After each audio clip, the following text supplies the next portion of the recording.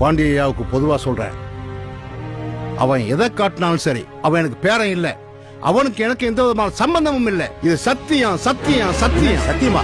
நீ என்ன பெருசா சத்தியம் பண்றேன்னு சொல்ற? இப்ப நீ சத்தியம் பண்ணணும், அவ்வளவுதானே? நீ உத்தமனா இருந்தா, உன் வாக்கு சுத்தமானதா இருந்தா, உன் கொண்டாடி தவிர வேற எந்த பொம்பளையும் தொடர்ந்து சொல்லி இந்த துண்டை தாண்டி சத்தியம் பண்ணியா பாப்பா, சத்தியம் பண்ணியா பாப்பா. என்ன யோசிக்கிற? நீ மட்டும் இல்ல, இங்க இருக்கிற எந்த ஆம்பளையாலும் தாண்ட முடியாது. நானே தாண்ட முடியாது. என்ன சக்கரை தாண்டியா? சக்கரையே சகா வாங்குறத பாரு. ஏழரை மூக்கன் சொன்ன மாதிரி இவர் கொடிக்குளம் பேச்சிய வச்சிருந்திருக்காருப்பா. ஏப்பா ஓ மகளை கூட தான் எனக்கு தெரியும். அப்ப அந்த பிள்ளைய நான் வச்சிருக்கேன்னு சொன்னா நீ ஒத்துக்குருவியா? பிக்காலு பிள்ளை பார்த்து பேசுறா, பல்லக்கெல்லாம் கழட்டி போடுவேன். போயா போக்கவாயா? யார பாத்துல போக்கோ ஒன்னட்ட அந்த வந்துருச்சுடா.